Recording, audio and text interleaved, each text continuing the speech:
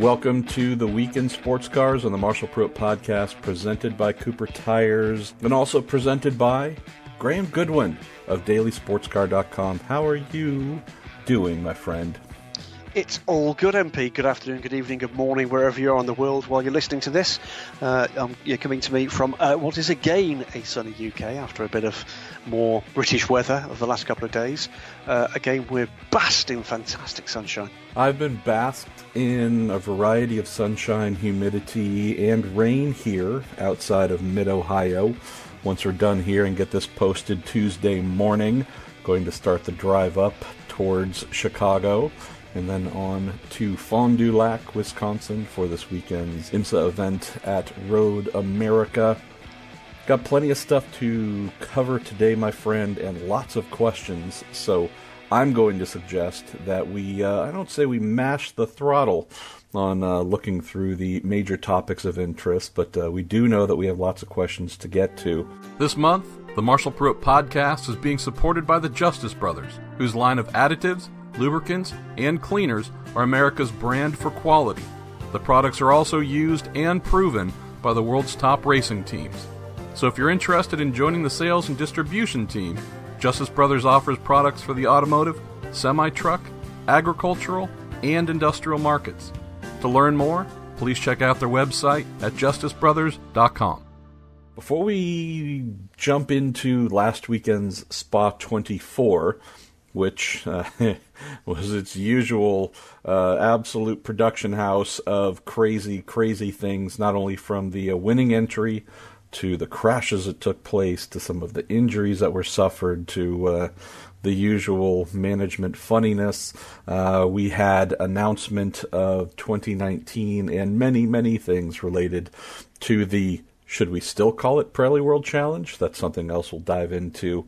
We have IMSA, obviously, this weekend with not just a race, Graham, but also the annual location of the State of the Union, where IMSA tends to lay out its schedule for the upcoming season, its thoughts and plans on classes and structures. I would say the one thing that we are looking forward to is finding out if the thing that I wrote about back in May regarding the need for IMSA to split its WEC P2 entries and its factory Daytona Prototype Internationals into separate championship structures will be ratified. And that is something that I continue to hear, my friend, that IMSA will do. We'll find out here. What comes to mind? If that is the direction they go, do you think that is a good thing both for the fans? And what about from an entry and entrant standpoint? It's a great question. And, wouldn't this have been a much easier question to answer before the last couple of race results we had, which saw fantastic runs from JDC Miller, from the Core Autosport guys, and for that matter, United Autosports Ligier getting involved. It would have been a heck of a lot easier a question to answer. I think it's fair to say it looks like IMSA are heading in the direction of a split. I hope what they've got is support for, well, clearly they've got support for the DPI side of that coin. I hope they've got solid support for a sustainable class if the P2 class is going to go it alone, if you like, in a Pro-Am fashion. I think we said on last week's show, MP, that it is not a simple thing for a number of reasons for anybody in a current P2 car to change that to a DPI. There are not many options for customer DPIs currently available, and they're not cheap. So it's a trickier call, and I think probably if I were Scott Atherton and Ed Bennett et al., I would have been feeling a little more nervous as the days went by about that call, if that's what they're going to do. The key for me is very simple. What are their customers saying that are currently in LMP2 cars and that other customers that might be considering coming along? Interesting little data point to insert here, Graham. So, beginning of the year, when the WEC P2s were incredibly disadvantaged compared to the DPIs. We heard from the likes of a Zach Brown, owner of United Autosports, saying this is silly. We need to have some sort of separate championship for our cars so that we are not getting buried by the big factories. Definitely a proponent of doing a split. Spoke with him last week, and I still need to put up the story and pose the same question to him. Now, obviously, after we've seen WEC P2s have great success, a couple races in a row, and it's not as if those victories at Watkins Glen and again at CTMP are the things that I think changed his mind, but he's actually come full circle in saying he does not want a split between the two classes because he believes it would be a much harder sell to get folks to buy in, plus pay the amount necessary to run for effectively a second-tier prototype championship. So he said he is actively pursuing the acquisition of DPIs for any form of greater engagement in IMSA's prototype class. So not necessarily a linear thing. Some folks whose opinions might have been one thing could have changed to another.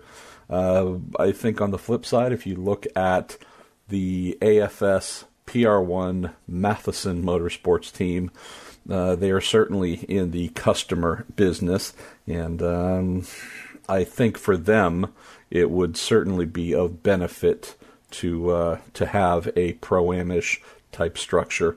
Looking at some of the other entries, though, not exactly sure if it would be best for them.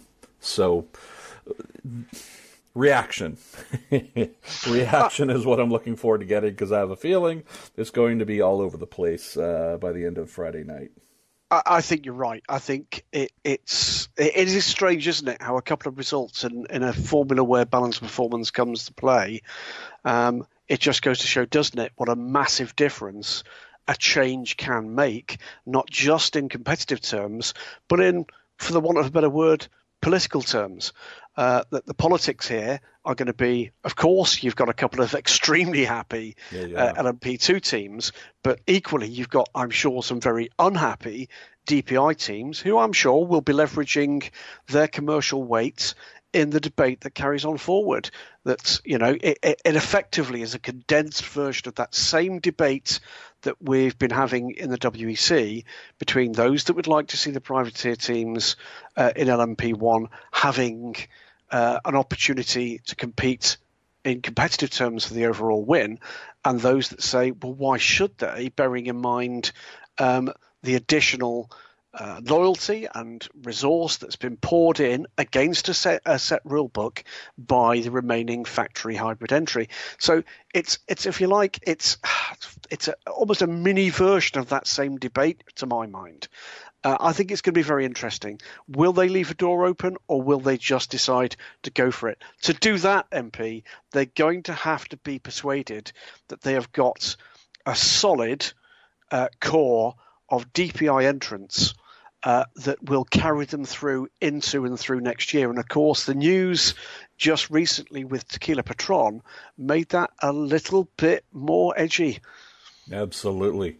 Another thing we're looking forward to, Graham, as we cover off here on IMSA, is the look at what the 2019 calendar will be. Among the things I've heard, could be completely accurate or 100% false. Please don't take anything suggested here on a Tuesday as for something ready to become fact during the announcements on Friday, but have heard that there could be an alignment in the amount of rounds across all three classes in the WeatherTech Sports Car Championship. We have had 10 for the for the prototype class, and 11 for both GT classes, GTLM and GT Daytona. Heard rumor that we might be looking at 10 for all. That would then lead us to ask, where might we drop one, at least GTLM race and one GTD? Have heard that GTD might not be making the trip to Canada next year at Canadian Tire Motorsports Park, but again, that could be wrong. And as for GTLM, I'm not sure if this suggestion that they will be dropping from 11 rounds to 10 where that would cleave one event from their calendar. I can say, Graham, that at least on that topic, of course we want all the racing in the world. We want constant 24-hour, never-ending endurance racing, right? At the same time, costs are only going up, and it would not surprise me, at least, if we found that in GTD and in GTLM as well, that one round came off the calendar just in the interest of trying to save a few dollars there. GTD in particular, mate, is something that cost-wise has become, it's really become staggering to consider how expensive running a GT3 car across the full calendar has become. So we will find out here in a matter of days, though, if that is true or false. Absolutely right. And it's good that those things are being considered. We know that in amongst the considerations of the prototype regulations, we know that IMSA have been wise to, for some time, the rising cost of the GTD, GT3 platform, and also the effect that, Super Silvers are having in that area, that there are remarkably few or remarkably small proportion of the GTD teams that have got real gentleman drivers in the non-professional, or in their case, lady drivers too, in the non-professional seats in GTD. It's quite correct that those things should be addressed before you get to the point of crisis, because they will be fully well aware that there is now a commercially active, commercially very aware organisation in full control of the other major national championship that involves GT3 racing. Speaking of GT3 racing, we had an event that has been on the receiving end of many suggestions from one G. Goodwin of the Isles regarding improvements that could be made regulation-wise, administratively, and how the event is conducted. How did the Spa 24-hour SRO Fest, how did that go down, in your opinion, based on all of the aforementioned concerns and criticisms you usually have for this event? Okay, let's start with the really bad stuff. People came away from that event injured, and there is nobody from the top all the way down to the fans on trackside that want to see that happen. Get well soon, Jürgen Krebs and Andy Merrick. So for those who are learning about this or maybe didn't have a chance to watch or read, tell us what happened. The honest answer is, are frightening. The photos are terrifying, and it's first worth saying this was an impact between Lamborghini for Jürgen Krebs and the older style Bentley, the Team Parker Bentley, driven by Andy Merrick. It came after an immediately earlier incident involving the Lamborghini. We don't actually know, but it would appear that head-on contact happened up at Raidillon. That there was massive damage to both cars. It's worth saying at this point, though, briefly, that what's not clear, despite the predilections of some on the internet to want to throw accident photographs and speculation at the web at any particular time, how much that damage was caused by the accident and how much was caused by the extraction of the drivers from those cars. And I'll say this much, by the way, anybody out there that was speculating while all this was actually happening, just stop doing that, whether or not you are a trackside fan or, shame on you, an accredited journalist. Don't do that. That's unfair completely to everybody trying to deal with that situation. It adds further pressure and distress, and particularly when you're in a 24-hour race, some people, some of their loved ones, will be watching not the TV but perhaps their Twitter feed. Unacceptable. Please don't do it. Take the lesson from this. We're lucky we've got two guys we can talk about, frankly, after an incident like that are still with us. So heavy contact, we know, massive damage to both cars. It looked to me like the Bentley's safety cell held up pretty well, and that luckily it would appear that the impact was the side of the car in both instances where the driver wasn't. Andy, I have had a brief text exchange. So Andy is in hospital, I'm sure, pretty uncomfortable. I'm not going to share details of what I know about injuries because I think that's for Andy to actually do. But I can say that I was, how can I put this, very pleased with the the lack of serious injury against what I'd seen when I saw pictures of the car. So hopefully we get to hear from Andy. We can have a chat about that maybe on next week's show. But, no one wants to see incidents like that. It is not the first time that has happened in the Spa 24 Hours, or indeed in other major racing at that track. It is about what is an acceptable level of risk. What else did we see? We did see a lot of caution periods. We saw a bit of a change for the Spa 24 Hours where the full course yellows then went quite often to safety car before the cars were released. I think that might be a reaction to some of the cyclical yellows breeding yellows that we've seen in the past. And I applaud Alain Adam for looking again at, perhaps some lessons that could be learned from the past. Alain Adam, by the way, will be with you across the United States next year as the new race director for the Pirelli World Challenge. Beyond that, some of the racing was great. It was wheel to wheel, but then again, that's what the rule book is designed to actually encourage. Again, I'm afraid the over-management of stint lengths and in particular of pit stops just takes something away from that race for me. It makes it quite difficult to get enthusiastic about the long game.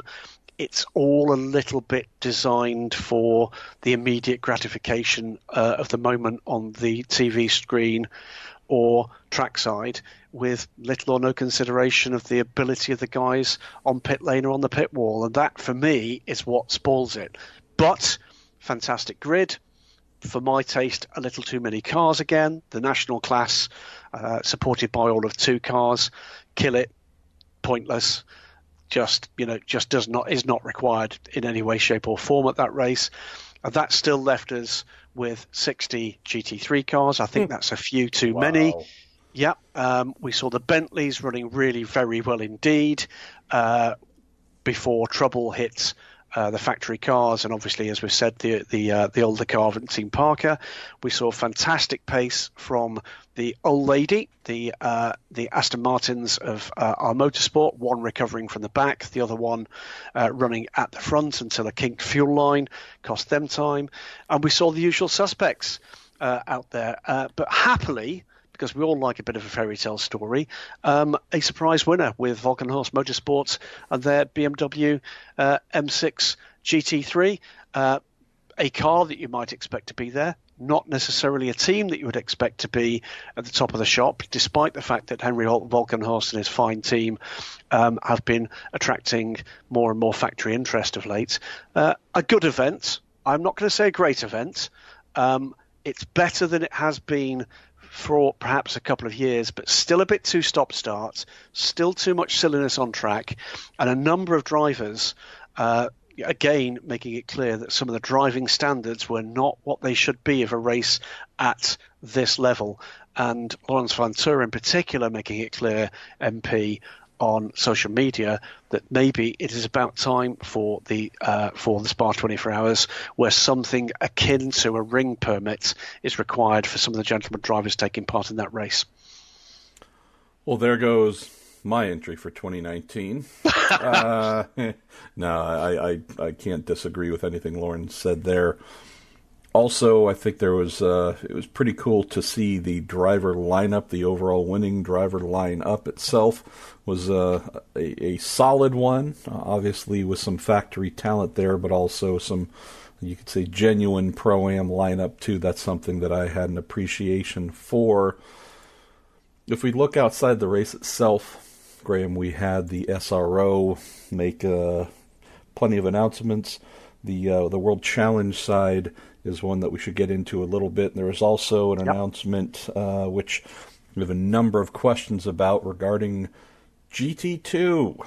So we might save the GT2 part for Q&A, but tell us about this Pirelli World Challenge, GT Challenge USA, World Challenge USA, GT Pirelli. What are we going to call it? What did they tell us? Maybe also, what didn't they tell us? Well, again, a bit of a curate's egg in terms of in terms of the information given and the information specifically not offered. I should make very clear, by the way, I wasn't in Spa at the weekend. Family weekend at home. It's one of the precious few I get, but it's keeping close tabs on that. So all of the SRO Championship calendars were announced. Pretty major changes for a number of them, including the Intercontinental GT Challenge, which will go to Kyalami for the first time in 2019 for a 9-hour race, basically resurrecting a famous old race from the past. But for World Challenge, lots of changes there, most of which had actually already been signposted. We speculated on which races we might lose with the GT3 cars MP. I think it was last week, but we now know where 6 of the 7 races are going to be. It'll be COTA, VIR, CTMP, Canadian Tire Motorsport Park, Sonoma, Watkins Glen and Road America, with the grand finale, as yet still unnamed, we'll come to that in a moment, on the 5th and 6th of October. We also had another new product unveiled, and that will be announced in some more detail a little later. In addition to the Intercontinental GT Challenge, there's going to be a World Challenge, and that means a World Challenge. It will be for customer racing from manufacturers and will be effectively a second tier of global competition. That leaves the question, what about Pirelli World Challenge? Well, the new logo presented, I've just sent you a screenshot of this, MP, that describes it pretty clearly as Pirelli GT World Challenge America. Now, is that going to be part of a sub-brand, or is this something to do with amongst the collateral that the SRO actually gathered when they took the controlling interest in Pirelli World Challenge? Was that trademark World Challenge? And it strikes me, we know, and he's not made any secrets about it at all, that Stefan Rittel retains an interest in a global presence for his brand of GT racing. Now, quite correct that he should do so. GT3 and now GT4 have been phenomenally successful worldwide. So are we going to start to see a gradual rebranding of some of that product? Are we going to see a rebranding in particular over the next couple of years about what happens in North America with Pirelli World Challenge? We'll wait and see. As for the grand finale, well, all you can do in these instances when a championship leaves it open to the media who were there and invited to those press conferences, when you leave an open door, you expect the questions. What I didn't expect was the question to be asked by my colleague, and for that to be given a frankly dismissive and I would say rather insulting answer, which was, and I quote, "I would have thought that was obvious. Ha ha ha." Well, it's not obvious. You've made it clear that it's not very obvious. If you're briefing other people, might be polite if you brief us. After all, we spent the money to actually attend your race, Stefan, before it was you. I'm not very amused by that. I'll be absolutely honest with you. I'll be making my protest for that a little later. If you don't want to answer the question, don't answer the question. Don't belittle the question, because all we're doing is asking the question. You're begging yourselves from issuing the challenge in that place. Doesn't actually help, does it? Doesn't make me feel any better about spending the money to send my guys there to cover your press conference. Yeah. Well, when you list the schedule for a season, and the season finale is a big fat to be determined, and then you go and try and see if you can glean any helpful information from the person in charge of that calendar, and they play dumb and or are dismissive, as you mentioned. It makes you wonder if and what type of commitment or just outright disdain they might have for those like yourself, like me, like others who actually cover their competitions.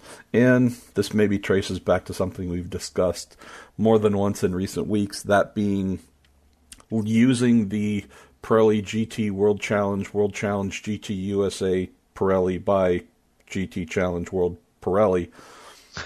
This shift to full SRO ownership, and in what we see in the calendar here, there's a pretty strong indication that the full SRO-ness of, hey, remember how you guys were really trying to be big fan-friendly, fan-favorite, love the crowds type organization? Well, that's going to change. We're going to be first and foremost for the paddock, and if folks turn up to watch us, well, then good on them. But that's no longer the mission statement for World Challenge.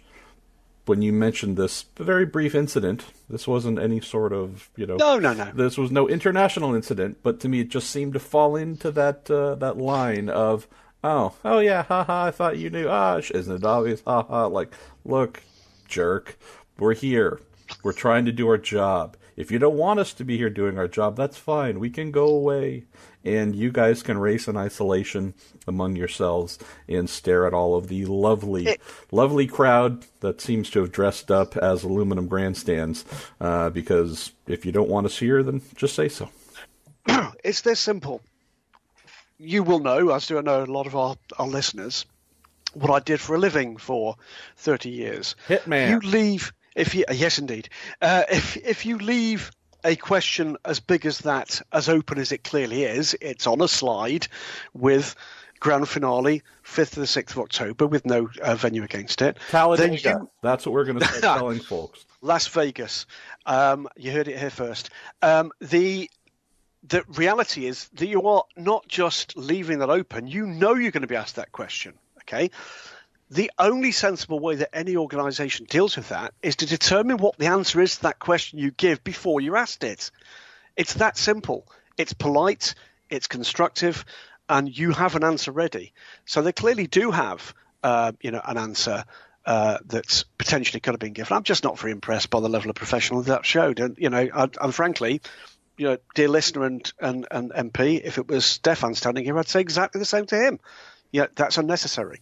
The straight and honest answer is it doesn't make me feel any better about determining where I should invest what little resource we've got for covering these series into 2019.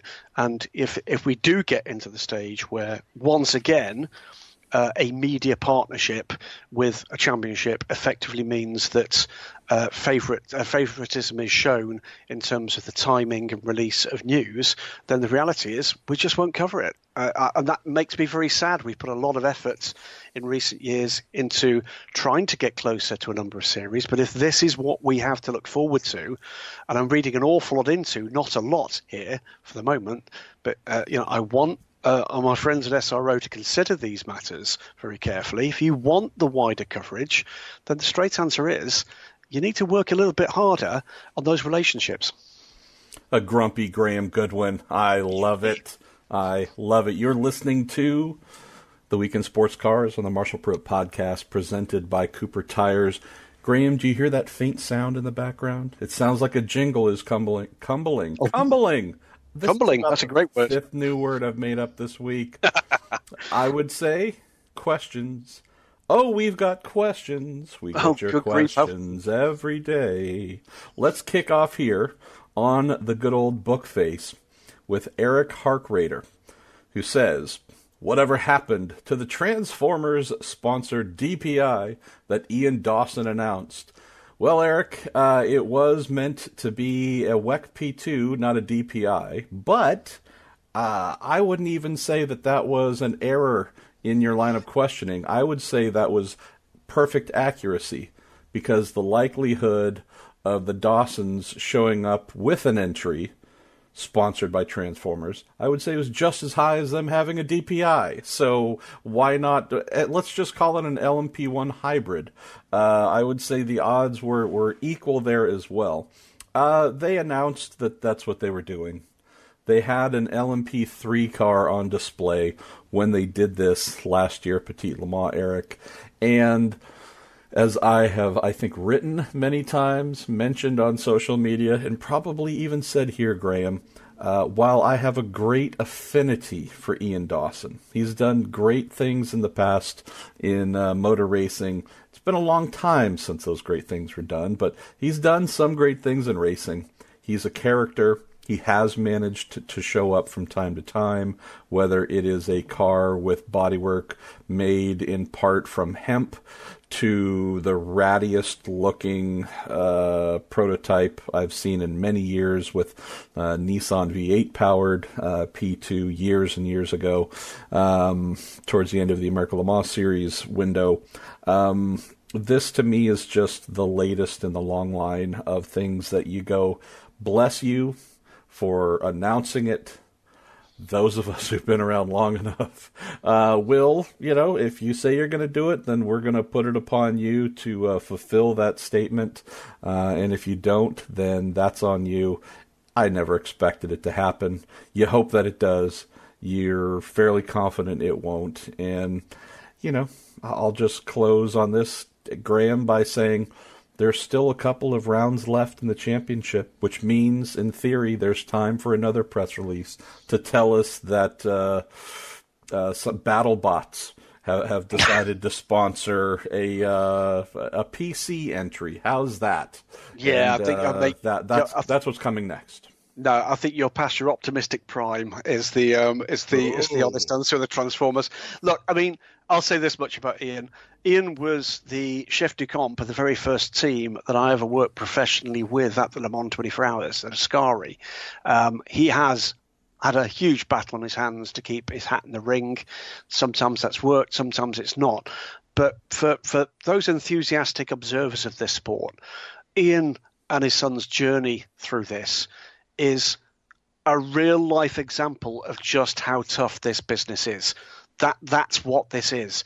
It is really tough. If you've not got, a vast amount of capital, at your immediate bidding, you've got to hustle every day, every hour of every day to just get these cars on track. And, I'm afraid, as it has often been the case in recent years, that I'm afraid Ian has not managed to get that across the line, and that's a source of it's a real shame. I hope that we'll see Ian and the guys back. I think this was a step too far this year.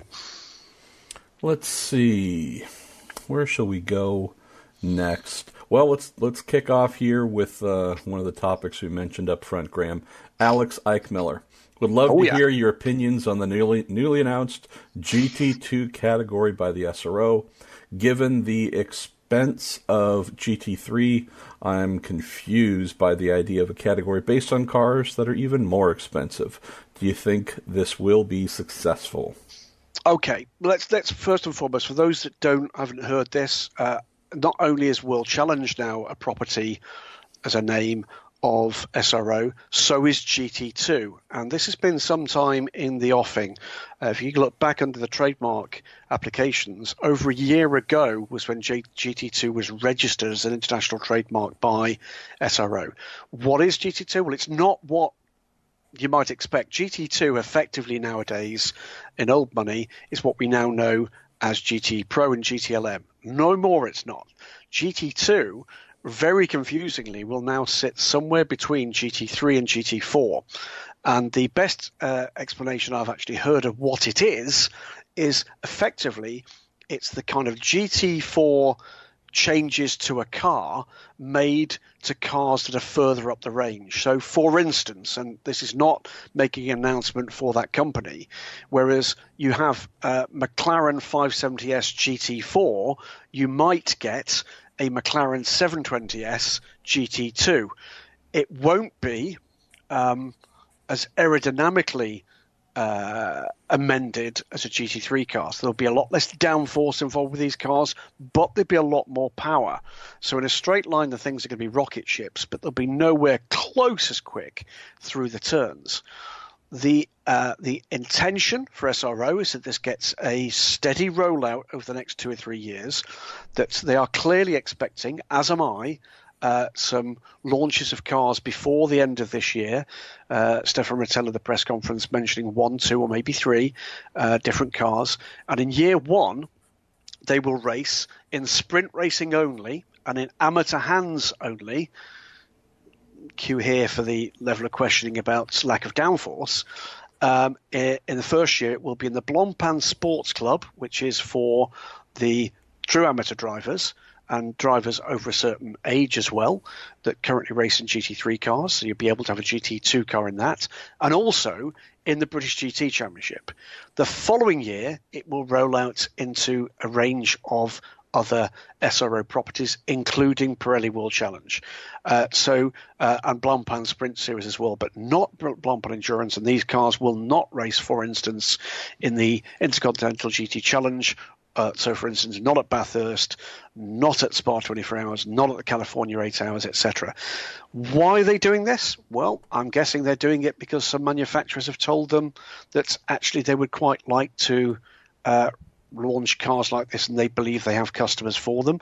I think it's a little bit of body armor to catch people that otherwise might fall through the cracks of exactly what we were talking about earlier, MP, which is the cost of GT3 racing. Effectively, these can be pretty mildly safety amended, principally road cars, top of the line road cars, not an Aston Martin Vulcan, not the kind of the concept or hypercars, but top of the range super sports cars. So quite where that line lies, I think, is to be determined by the manufacturers that will prepare the cars. But I think we're going to hear more about this from one or two or three manufacturers in the weeks and months that follow. The fact that we didn't have a car unveiled at Spa isn't, I think, a reason to think that this is a kind of finger in the wind. This is a real thing, and we will be hearing about cars. Inevitably, they will get customers. Quite exactly how those cars will race against GT3 cars remains to be seen. They're going to be quicker in a straight line. They're going to be much, much slower around the turns. Wow. Well, that sounds awesome, because when I think of GT2, I think of lower performance because the number is lower? No, wait. All right, I'm confused. I'm not. But maybe the concept's confused. But a ladder that says GT4, GT2, GT3 is inherently confusing. There's no doubt about that. I kind of applaud what they're trying to do. They're trying to respond to what we said they needed to quite some time ago. Have they got it right in terms of the nomenclature? I'm not sure they do. Let's wait and see how this one actually pans out. There is an element, though, is the reality is if next year we find that we've got a grid in Blancpain GT Sports Club of 6 to 12 of these cars, they're not going to give a tuppenny about what you or anybody else thinks. It will be cars on the grid. Remember what we've told you before.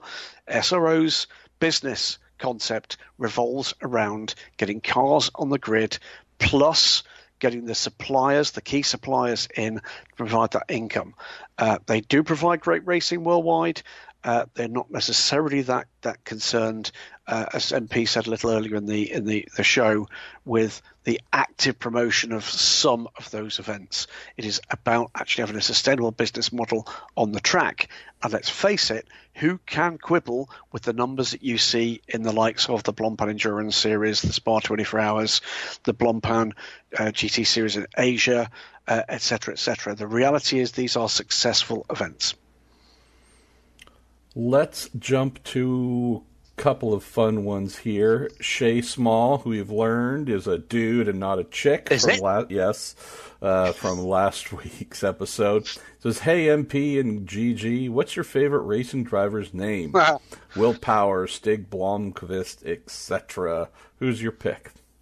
It's a club driver. And this goes back to my early days of watching motorsport with my son. And it seemed to me that every single club event always had a race with the old-style minis. And the two guys who were running at the front in, I think it was Mighty Minis at the time, and it's the thing around having the surname in the rear left-hand window of the car. So as it's passing us at Paddock Hill Bend, you could see the name. And it was the lead driver who was leading the race was a guy called Michael Jackson, not that one. So Michael Jackson said, that's not him. It was the guy who was second. So you've got Michael Jackson coming through sideways through Paddock Hill Bend, followed by Death. D-E-A-T-H. His name is actually Harvey Death, and he's a lovely, lovely man. I've met him much more recently. Death is calling right now, we can hear. Yes, the Grim Reaper is on the phone. That was. I thought I'd take the battery out the phone. I had. Unfortunately, there were two phones in here. But Harvey Deeth, just because it's funny to see it on the side of a car. You know, the one whose name I guess never stood out to me as amusing, but I mention this somewhat regularly when folks ask, is Ryan Hunter-Reay. IndyCar champion, Indy 500 winner, sports car driver, etc. And in English, his name, has a little bit of a cadence to it. It's fine, but nothing outstanding. But the fun thing, Graham, each year going down to Brazil for the IndyCar street race in Sao Paulo, well, in Portuguese, the letter R is pronounced as an H. So whenever his name was mentioned over the PA system, you would hear something about the car number 28, etc., etc. Ryan Hunter-Reay. And I'm like, that's pretty darn good. Good old Triple H. Ryan Hunter-Reay.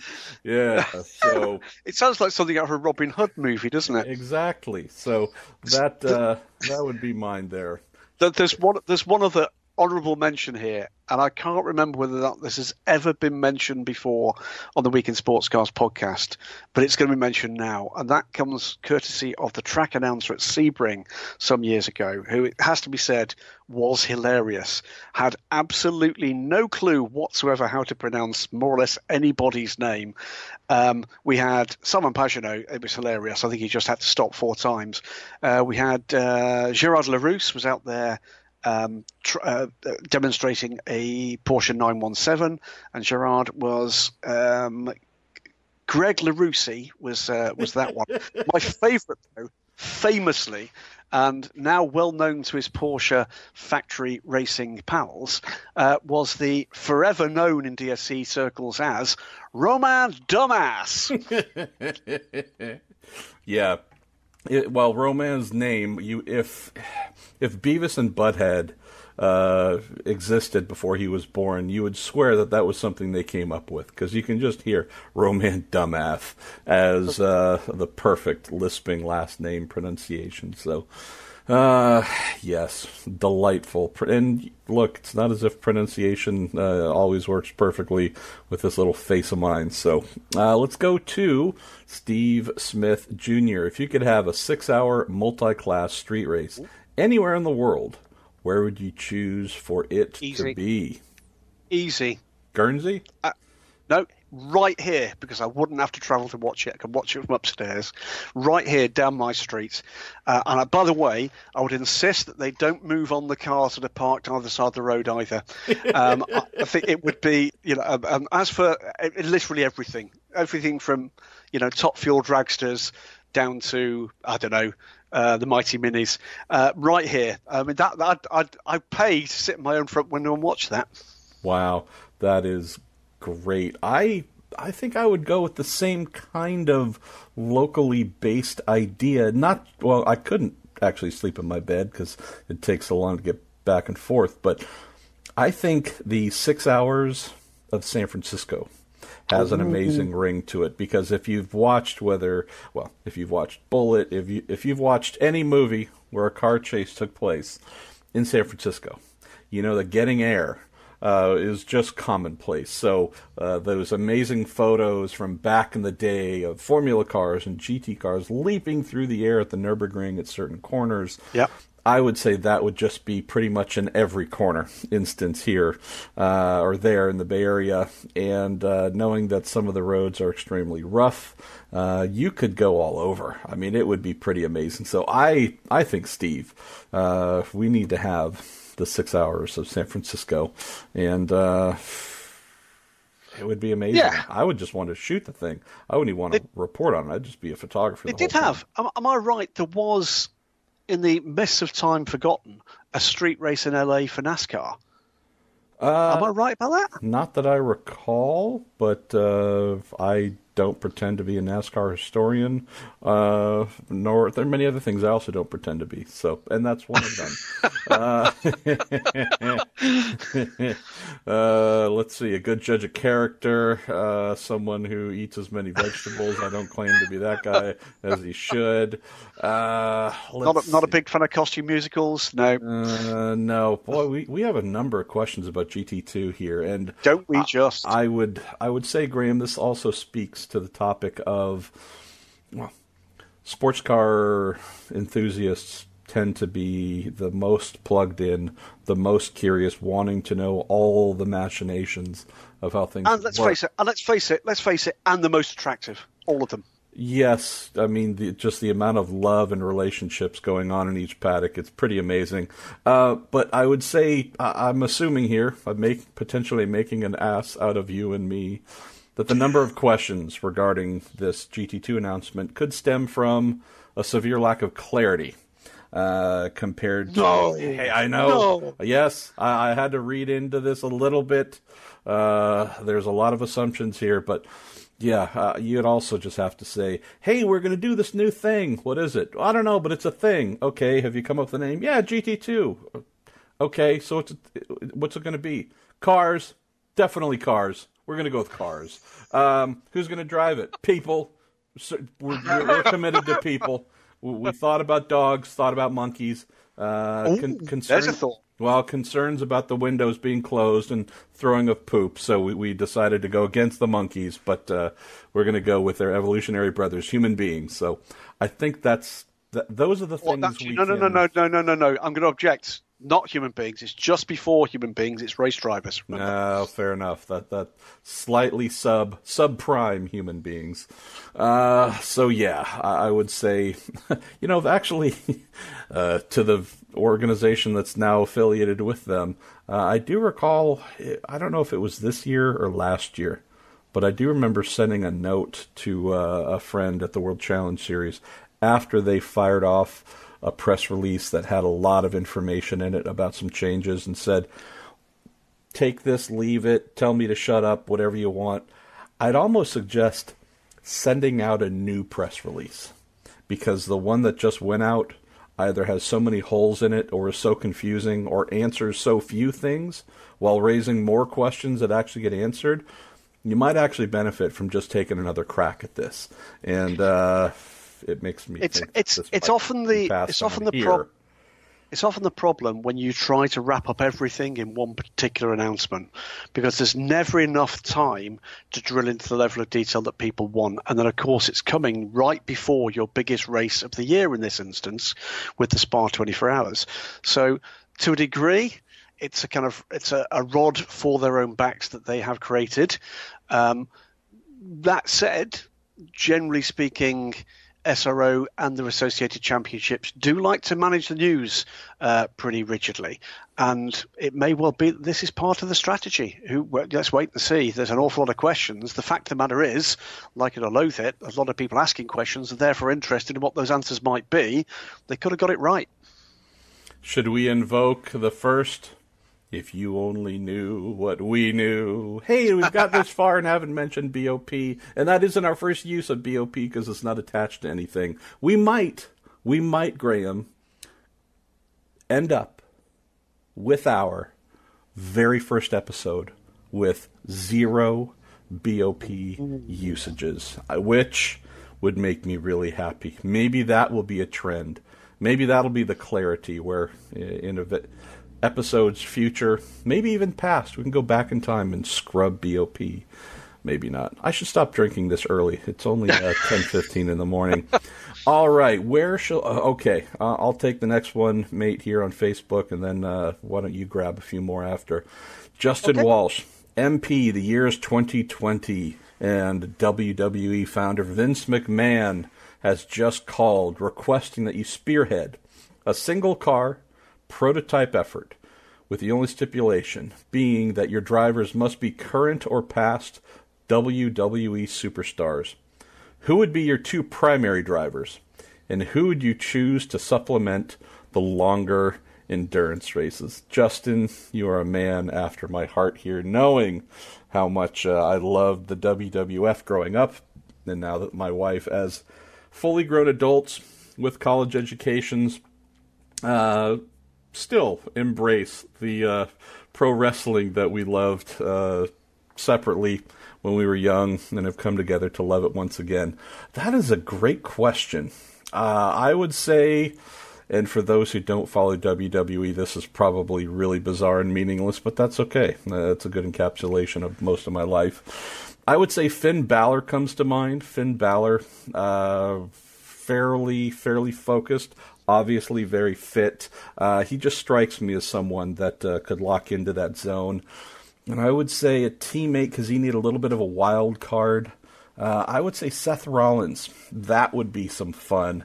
I also love the fact that if anybody took either of these guys off, that little trackside meetup, or what would go down on pit lane once they climbed out of the car, a suplex, sleeper hold, one of them looking to jump off the top of the refueling tower to slam someone. I mean, there's a lot of great options here. As for the endurance lineup, gosh, who would I look for one of the final drivers?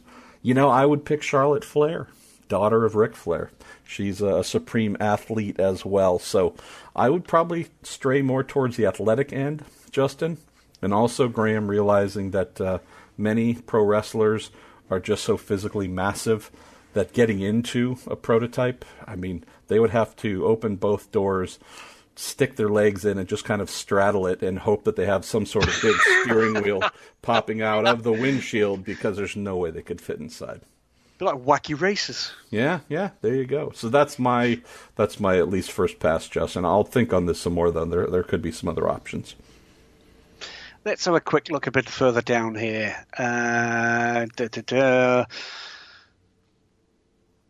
Okay. Tim Same is a good one. With all the possible confusion about what's happened, about there being even more GT cars, is another one that I think talks to GT2.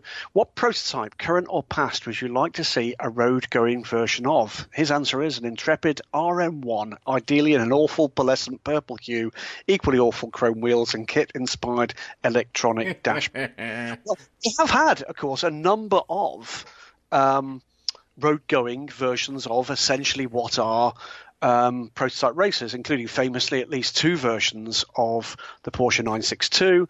There's been a road-going 917. There is actually even a guy turns up regularly at Silverstone in a road-going version of what is a Jaguar XJR9, would you believe?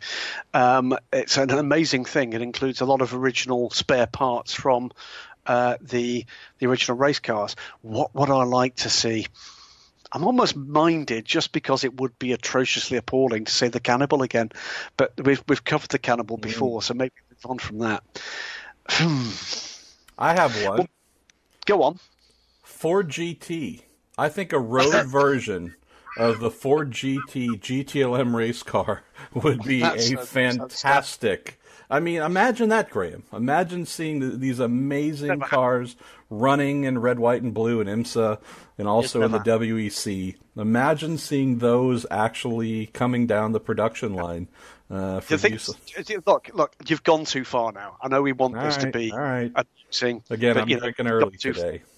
I think, no, you've gone too far. But I think, I'd like that very last, supremely ugly and brilliant in every way about it, Audi R18. Can you imagine that thing turning up at your local Walmart?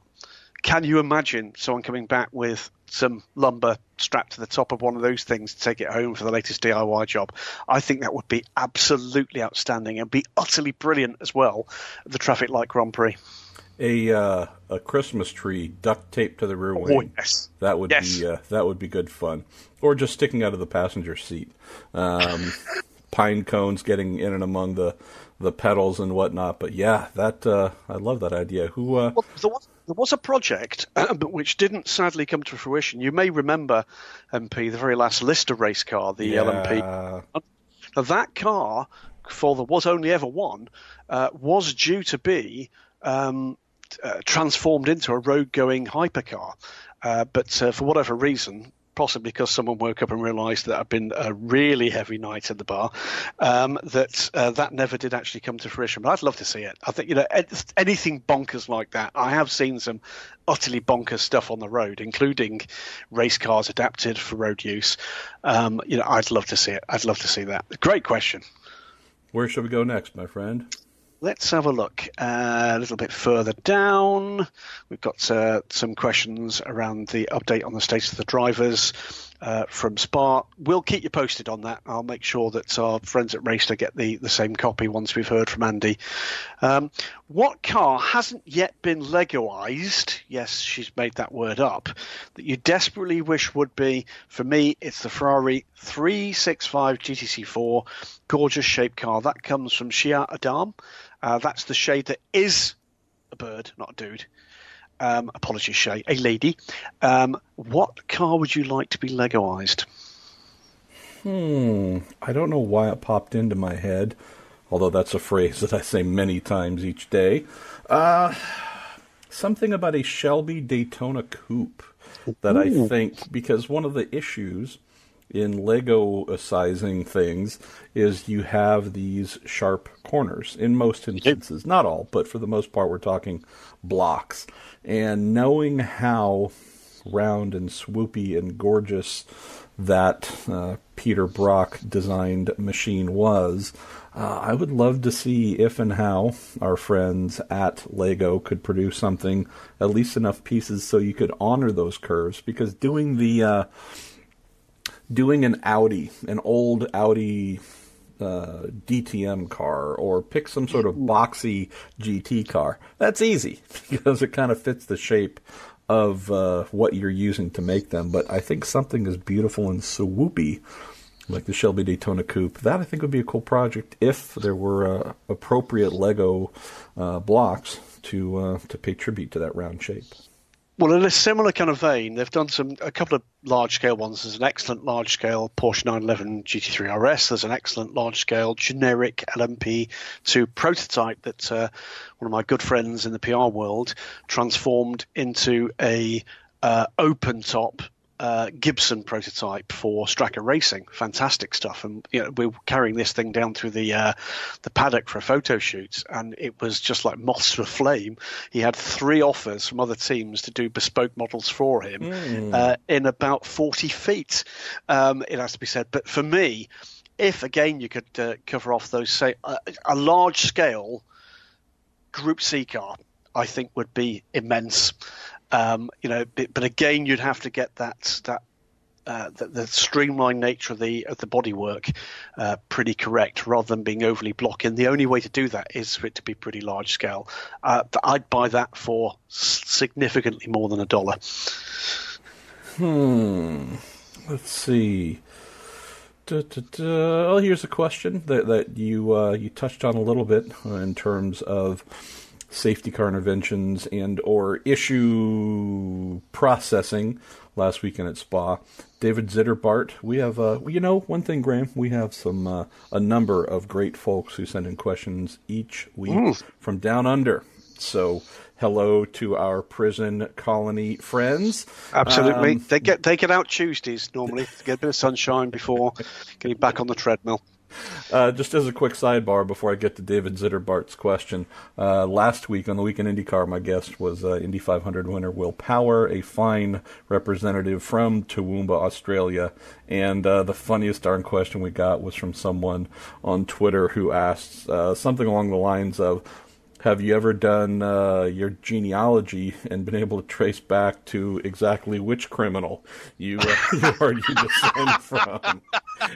And so while I'm dying and cracking up, Power, because he's half insane, actually took it somewhat seriously. He was like, no, I'd actually like to know. That's something I need to do. I need to find out. So I also mentioned that some of my distant relatives in the 1800s, at least according to my father, and assuming this wasn't something he told me when he had his drink on in my youth, but mentioned that there had been at least one member of the Pruett family hung for horse stealing. So, really? We could say that while I'm not of Australian lineage, I would say that the old prison colony and or folks being retained in perpetuity for the afterlife. Certainly there's a bit of that in the Pruett household as well. But let's get back to David's question here. Hey guys, what did you think of the way the safety car was used during the Spa 24? If you missed it, what they did was call a full course yellow and left the pit lane open, allowing all cars to pit without too much congestion. Then for the last lap or two, they sent the safety car out and gathered the pack up. I think it would work great in IMSA to avoid those darn 25-minute long pit cycles. Were you able to catch that, Graham, and see that? Oh, yeah. How did that work? A little earlier in the show. And I thought it worked pretty well. It does. Look, there is no perfect solution. I think that's what we've all come to. There is no perfect solution. What Alain Adam, I think, was trying to do there was to keep things safe, which is his principal priority, correctly so. Could it provide the answer? There are two things about IMSA racing in the recent past that I have to say have jarred with me. One is exactly what David actually describes there. The longer yellows just take too long. They just do. And in particular, when you're getting to the shorter races, it's a huge proportion of the race that it seems is caught up with that. The other one is I'm not a big fan of allowing the level of contact, which certainly I saw at Watkins Glen, go as no further actioned as it was. I think that sends some unfortunate messages up and down the pack. But I think, as I've said before, yes, I thought it worked reasonably well. Does it mean that hard-won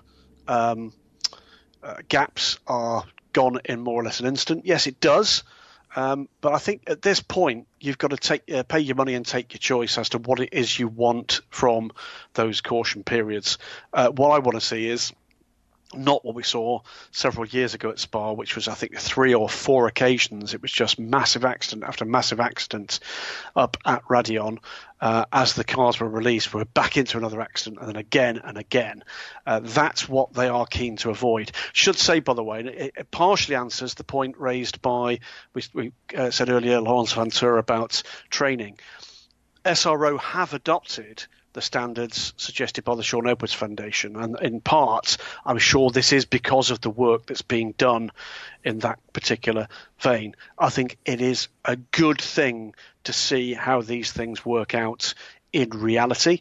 I go back to what I think I said on last week's show, which is I'd like to see a lot more work between the major championships working together on exactly this issue, particularly where you've got mixed class racing, or in the case of the Spa 24 Hours, mixed ability racing within GT3 classes. Mixed ability racing. That is an awesome phrase right there. That needs to be a hashtag.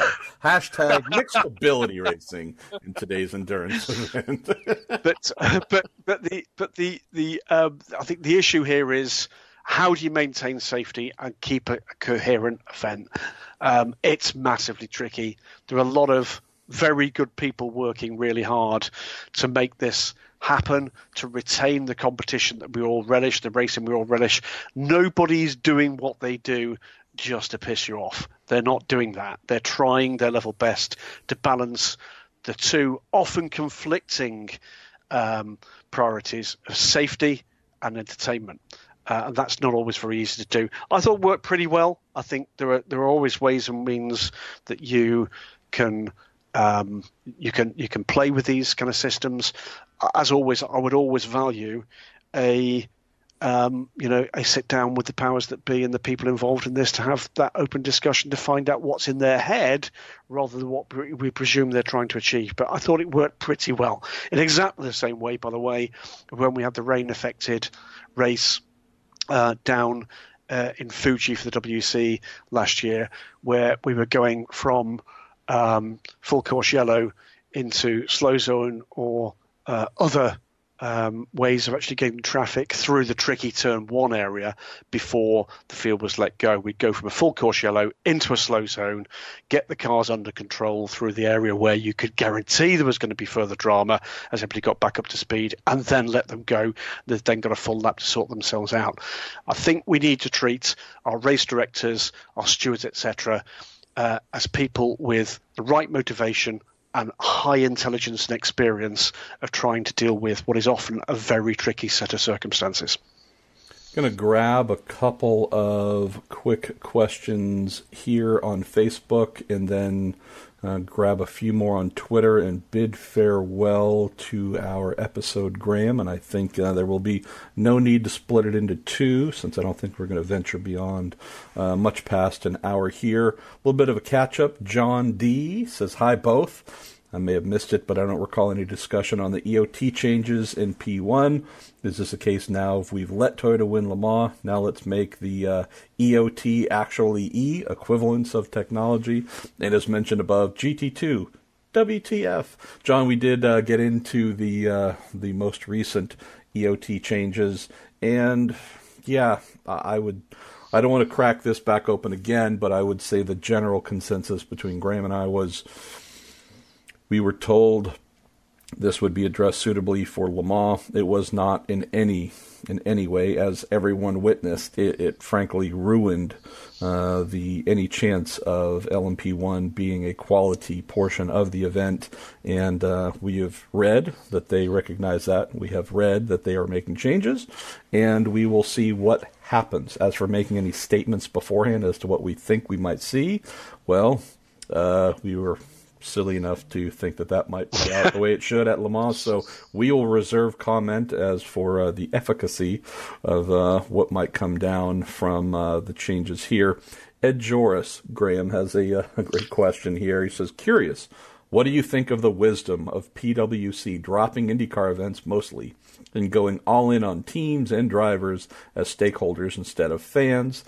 So next year, instead of racing in front of 40,000 or so at Road America with IndyCar, they are, going to race on their own in front of, 40, maybe 400, friends and family? How are they going to replace that exposure? What are potential paying drivers going to find out about the series and aspire to compete? Seems short-sighted to me. Ed, we raised some of these topics last week as well, which is just this, and today too. The general philosophy change with the SRO now in charge of, they are no longer, I shouldn't say no longer. SRO has never really been about the person buying the tickets to sit in the grandstands and watch. Not as if fans aren't welcome, but they look to their paddock as the number one audience to satisfy. They do not go into each round thinking, what kind of show can we put on to entertain our fans? It is, what can we do that is going to make our ownership base, our drivers, our manufacturers happy to keep them here and investing for the future? Where I think this might be short-sighted, as you mentioned, Ed, is that's really not how we do things in North America. And I don't just mean motor racing. I mean in general. If someone bought a stick and ball league and said, hey, we're effectively just going to make this for the teams that play and don't really care so much if people actually turn out to watch it, it wouldn't last. It wouldn't last a season. We're in a little bit of a different situation here, Ed, where obviously the paddock, by and large, is the one that funds the competition. So as long as those folks are satisfied and bought in, then this World Challenge GT USA by Pirelli Challenge USA GT World Challenge GT, whatever they're going to call this new thing that is going to run standalone for all of its headlining GT races, well, they're now the headliner. They're no longer tapping into a big crowd showing up for a much bigger event to have them as part of the undercard. So are we going to see them fall off the map a little bit in that regard? I think so. TV package, I'm sure they will still be on television, so I don't think that is in jeopardy. But, yeah, we're going to find out. I think they are going to find out very quickly that what the SCCA, when it was in charge, when it founded, and then was in charge of World Challenge for a couple of decades, and then when the paddock-based ownership group WC Vision took over, all the good work they have put in to try and make this a fan-friendly thing, the best racing you'll see you'll see anywhere, and all sorts of taglines they've used over the years to try and entice folks to come and watch their product and fall in love with it.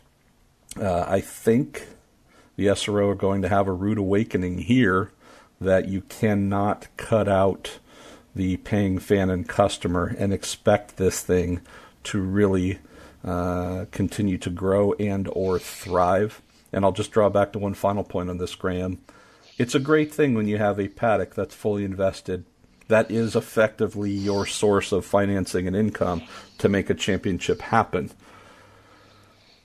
What happens, though, to Ed's point, when you have, say, some new folks coming in saying, hey, I'll go give this a try, and you go to an event and there aren't very many people there? That is hard to ignore. If you are a successful business person who is going to go racing and you want to bring your family, and, you know, there's ego involved. You want to look important, feel important, give the impression that you're doing something really meaningful. Well, if you're going to a professional event and spending a lot of money, and it looks like you're at an amateur event, like you're at a SCCA club race or NASA club race, which is zero fans, and it's just truly amateurs spending money for fun. When you scale that up to the pro level, and it still has the look of an amateur event because no one is there and watching, we've seen in the past, Graham, that those folks spending the money to buy a car and race it, or pay a team to be in their car, usually isn't long before they say, are there other options where I can spend round about the same money or something in the same hemisphere, but feel like I'm actually a part of something where people show up and watch it, and it feels like an event, a real sporting event. It's worth saying, though, and I don't disagree with that, okay? As a flip side to this, with the Blancpain Endurance Series, an incredibly happy paddock, and the paddock itself was buzzing because there's a huge number of people, some impressive manufacturer presence in there, and for the most part, those people spending the money are not leaving that paddock atmosphere. So what's happening from SRO is huge investment in actually putting the paddock together in a way that makes it look, exactly what it was. It was a nice place to be. Oddly, SRO did put money into promoting the Silverstone race, and were massively disappointed with the turnout, I understand, this year. Not a very good turnout at all for anything other than race day, and I don't think it improved much for race day. So I think they are trying to see whether or not they can add that arrow to their quiver. But you're absolutely right. Historically, it has not been a key part of their modus operandi, with the single sole and only exception of the GT1 World Championship for those couple of 3 years that was of course a thing. But they have on occasion looked to promote these events, and I think they would be amongst the first to say that has not, generally speaking, been our forte. You're right. If you're looking to build something and you're looking to build something in a competitive environment, that's when that potentially can fall short, which is another of the reasons why they tend to try to dominate the landscape in any particular marketplace where they are active. In the United States, that's not going to be the case.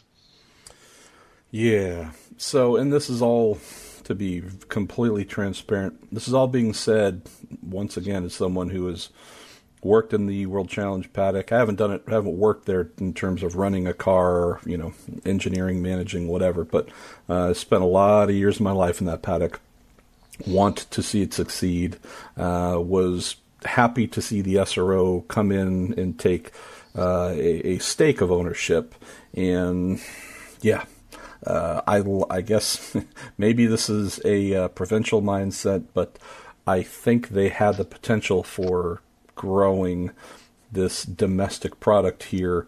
I'm optimistic and hopeful that things will not go backwards, with a very fundamental change of what Pirelli World Challenge will look like going forward, with its new owners applying a very significant, proven European blueprint to a market that I'm not convinced they fully understand here in North America. But audience size and paddock feedback will dictate whether they got it 100% right and I got Absolutely. it 100% wrong. We will know by the end of next year. I'm going to run through 2 or 3 really quickly. Tom Wilfell asking about Johnny Cocker. Will we see him back in IMSA? Hope you do. Johnny's been busy with business interests outside or alongside motorsports for a number of years. We have seen him back in the LMS and with success in the last couple of years. Will he come back full time? I think it's unlikely, but I hope we'll see him on the odd occasion. His driver ranking might get to the stage where that becomes pretty interesting in the pretty near future, because obviously as someone who's not an active driver but with a cracking driving record behind him, that could be interesting. A couple of people too, including Douglas Holtzman, noting a familiar voice on the live stream for the Spa 24 Hours. Yes, indeed, it was Bob Varsha, and what a welcome thing that was. The golden tones of Bob Varsha, I thought, added immeasurably to my enjoyment of the live stream. Now Paris-based, making it. Is he really? Yes, good old Bob. I tell you, that's the kind of money, Graham, that can be made in motorsports commentary, apparently. Wow. You can move from Georgia to Paris. Maybe not, but I guess I should tell Bob next time I am in lovely France, please clear off the couch. I'll be looking to stay there. I love Bob. He is truly just not only the best, but also just a wonderful human being as well. So he has been my commentary kind of magical animal that I've always aspired. That, granted, will not ever have the kind of talent that he does, but getting to do I was able to do one race with him and spend a couple hours with him doing commentary last year, and it was everything you would think would be, Graham. Where you go, gosh, this man's mind, it is a steel trap for everything that's happened ever. So his callback abilities are amazing. His ability to improvise just on the fly, has no peers whatsoever. And then just the fun banter. Yeah, anyways. Here's the other thing about Bob Varsha. I've only met Bob 2 or 3 times for anything other than a quick hello in a corridor. But the very first time I met him was in an elevator in a hotel in Austin when I was calling WEC, and I think he was doing the same for the US TV. I recognised him. He recognised my voice when I spoke to my colleague, and we introduced each other. And he was just the most individually charming man. Exactly what you would hope from any kind of hero you have in any kind of business. We need more like that, don't we?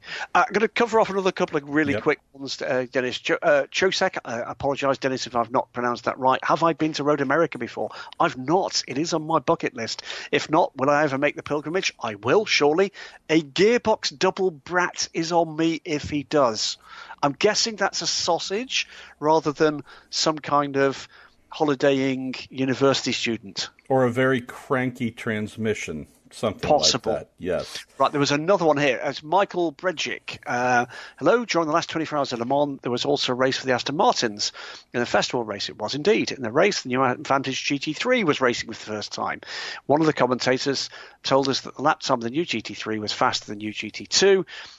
Don't say GT2 anymore. We can't use that anymore. GTE. This was because the new GT3 was not backed up by the BOP. There you go. First oh, man. If this is true, could you take a GT3, take all the BOP things, holding it back in lap time, and go to the ACO, get it reformed to the new GT2 spec? Blah. I know what you're asking there. The answer is yes and no.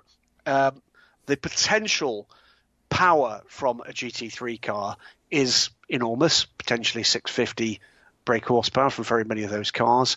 They are then clobbered back to something like 500. GTE cars, typically, was talking to one of the guys at Le Mans this year, 480. But they have more advanced aerodynamics. There's all sorts of reasons why GTE lap times are as good as they are. The reality is that you could match those lap times between the two with an ever more complicated BOP. And indeed, there are cars that are GT3 cars. You switch off the electronics, you make a couple of minor changes, and they can run in GTE. The Ferrari 488 is one of them. Would the manufacturers want that to happen? I think the answer is, and has been proven by negotiations in recent years, no, they wouldn't. Would the powers that be accept, for instance, a GT3 car of a type that's not currently running in GTE on that grid? Well, proven by the fact that BMW tried and failed to do that, the answer is no, they wouldn't. Is it an ideal situation where you've effectively got two different sanctioning bodies, with a bit of a stockade around their rule book? No, it isn't. Does it look like changing anytime soon? No, it doesn't. It's rather a shame. So you're then left with trying to persuade manufacturers to do both. And if they won't, you've got to take your money and you take your choice. Reality was, you're absolutely right, Michael. The GT3 Vantage was running without any kind of BOP applied to it. The GTE Aston Martin was running with very significant balance of performance, as we saw from the timing screens. But make no mistake, you take all the BOP measures off those cars and run them as they were conceived, and you would be seeing significantly quicker cars out on track. BOP is there for three reasons. I'm going to be straightforward about two, and I'm going to be cynical about the other. Three reasons are that by having an equality of competition to a degree, you breed more stable and potentially more varied grids, because stability means that people can come in and compete. Number two is that you do get the opportunity to adjust that performance around through any given season. And the cynical bit is you can play politics if that's what you want to do. And rather tragically, very often, that is exactly what happens. I want to play politics? No, I don't. That was a very, very big lie. Not in this day and age, mate. Not in this day. Let's see. All right. Why don't I'm going to go with two quick final questions and one very brief comment here. Thank you. We'll go to Russell G. It says, thanks for the impromptu photography lessons on previous podcasts. My photos from Lime Rock have a bit more feel to them than the ones I took last year at Watkins Glen. Russell, our pleasure. And if you have any questions, not just about sports car racing, but about photography or whatever else that either I do or Graham happens to do, don't be afraid to send those in as well. Absolutely. Then I'll jump over here to John Sable. John, I always appreciate your questions because there's usually some sort of humor or snark in them. What was your favorite rule from the rules of the 24-hour last weekend? In all seriousness, between rules such as the 5-minute mandatory brake pad change, why, ? And hours of cautions, I lost interest and turned it off. I could give the answer about the 5 minutes. The theory behind it is to stop the manufacturers spending a vast amount of money on quick change braking systems. Reality is, my reaction to it is much the same as yours. It's immediately the car comes into the pits for that, you just turn off. It's the kind of it is effectively 2.5 minutes of pointless standing about while the car could be out there running quickly. And when we look at the level of money that is being spent in GT3, frankly, a quick change brake system. Words fail me is the honest answer. There's actually a great example of why it doesn't work with one, I think, but in fact both of the R Motorsport Aston Martins. One had to stop early for a brake change, I suspect because Nicky Thiem had been in it and had driven the thing through the field. Nicky, by the way, went from 62nd position at the start of that race through the field to when he pitted at the end, roughly the end of the first hour, albeit assisted with 2 or 3 cars having pitted ahead of him. He pitted from 20th position in an hour. So he passed something like 42 cars either on track or in the pits. Exceptional stuff. But the point I was about to make is that the car came in and required an earlier brake change. I think the other R Motorsport Aston did too. But because they'd done that outside of the window for that 5-minute technical stop, they had to do it again. They had to come in for a 5-minute brake change, whether or not they needed it. Wow. They could have put the old brakes back on. No, hold on. Wait a minute. All right, let's save the last question here for good old Baxter. If you could completely rewrite the sports car rulebook to eliminate the junk that's built up and been mentioned in recent episodes, driver ratings, BOP, track limits, etc., but had to keep one annoying section of the rulebook intact, this is such a great question. Which rulebook section would you keep? So since we play among a variety of championships, Graham, is there something maybe on the WEC side that annoying, or I don't know if, well, annoying, but something where you go, okay, I'll keep that because it maybe has some value to it, even if it's a little bit silly. Oh, they've all got value. I mean, they've all got value. That's nonsense, first of all. Yeah, but I guess it's also a perspective it's whether or thing. Not whether or not it's outweighed by its annoyance, isn't it? I quite like full course yellow. I quite like the theory of full course yellow. I like the fact that I know there's been a huge amount of work done to work with the teams and in particular the drivers to try to underline how important full observation of that is in order to keep the race running in the way that everybody would like it to run. I come back again to that point where there is no perfect system. There just isn't a perfect system. There are systems that are significantly more perfect than others. But full course yellow for me did make a fundamental change in a positive way to both the way in which an incident could be managed and indeed how strategy actually evolved.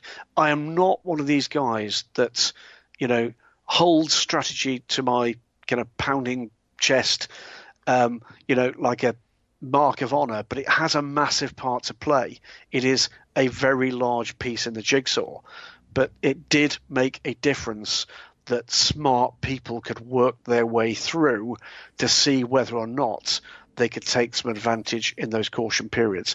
And I like that. I like the fact that smart people have to think on their toes really very fast indeed to determine whether or not pitting now or waiting will be an advantage or a disadvantage. We saw that time and time again in the last 2 or 3 years where we had 3 and then 2 hybrid LMP1 teams, for instance.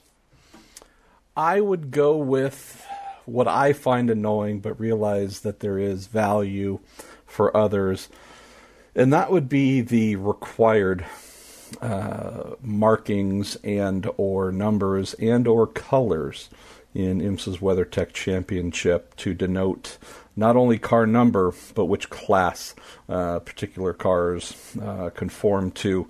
I don't need a specific end plate color, wing end plate color being green or red or such things to know that, hey, that yellow Corvette, it's not a prototype. It's also not in GTD. That's in GT Le Mans.